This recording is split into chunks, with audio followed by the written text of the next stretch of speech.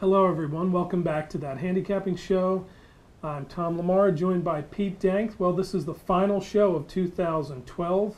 We will be back in 2013. This week's race is from Santa Anita Park on Saturday. It's the Daytona Stakes. Kind of a quiet racing weekend as far as stakes, but this one came up pretty well. 6.5 furlongs on the hillside turf course. Bulky field. Not exactly Breeders' Cup quality, but certainly there are some horses that have run extremely well in graded stakes. Pete, a little hard to get a pace scenario here. There could be a lot of speed, and then of course we have the inside-outside factor on this course. Right, a course where the rail isn't really the rail in some respects because there's a couple little turns there. I think it'll be a strong pace. Great Mills on the rail. He was fourth in the Breeders' Cup Turf Sprint, and he gets out and goes. And then Comet of the Top is just 2 posts out from him. There's some other speed in the race, but I think those are the 2 main speeds, and both worthy of looking at on the win end. Although I didn't land on either of them.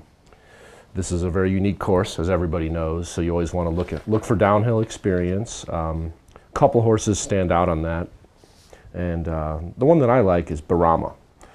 She is a 3-year-old filly taking on males here, but that doesn't really scare me. She's never out of the money on the downhill, and I really think she's best sprinting when I watch her races and when you look at her PPs.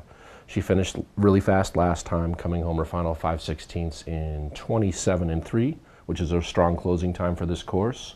And she's getting a jockey change today. She's getting Garrett Gomez after having Rafael Bejarano the last couple. I thought she got going too late last time in the Maddie Stakes. She was finishing best of all, and I think she gets a good pace here. So Barama's probably going to be my key here. There's a couple other horses we should talk about, though. Yes, I agree with your assessment of Barama. She likes the downhill course. Very, very good in sprints. I think she's a must-use in this race. She did draw inside, but she comes from off the pace, so I'm really not worried about that. I'm going to throw out 2 horses that have never run on this course, and that would be Capital Account, a very good sprinter for Bob Baffert, and Wilkinson, who's cutting back in distance. Usually I shy away from these types of horses. I like to see them have a race on the hillside course, but they both have class. Wilkinson, you know, is a mile, a 16th, mile and an 1/8 type horse. Won the American Handicap at Hollywood Park in May, hasn't been seen since, some pretty good works. What I like about the horse is he showed some pretty quick speed long, was able to stay relatively close.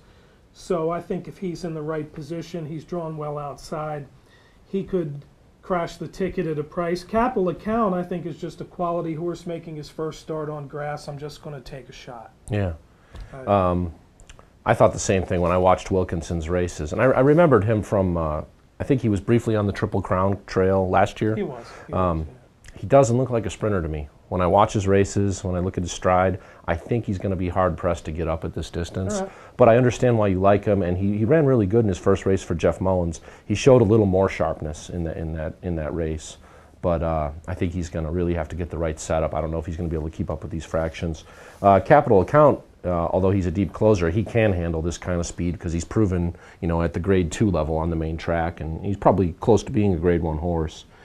He just hasn't been able to catch up a lot of the time sprinting on the dirt and the synthetics. He's an interesting play going first-time turf. He's a closing argument out of a private account mare. I would consider that to be at least a decent pedigree for moving over to try the turf. But like as you said, I think his main attraction is he's got some demonstrated class, and he could certainly win this race.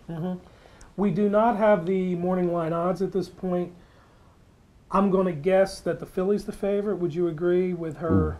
I'm hoping she's not. Form? I was hoping she is not the favorite. Hoping she's not the favorite. I actually don't want her if she's a 2-to-1 favorite. I don't really want her. I was hoping for more like 4-to-1. But I'm thinking with 3-to-1. The size of this field and the possibilities in this race, we haven't spoken about a couple other horses who have raced well on the hillside in more modest company. But I think maybe we could be looking at a 3-to-1 favorite, maybe a 7-to-2 favorite. Yeah, the other horses that have good form on the downhill are, I believe, are Calbreds or stepping up out of allowance races and aren't going to take that much money.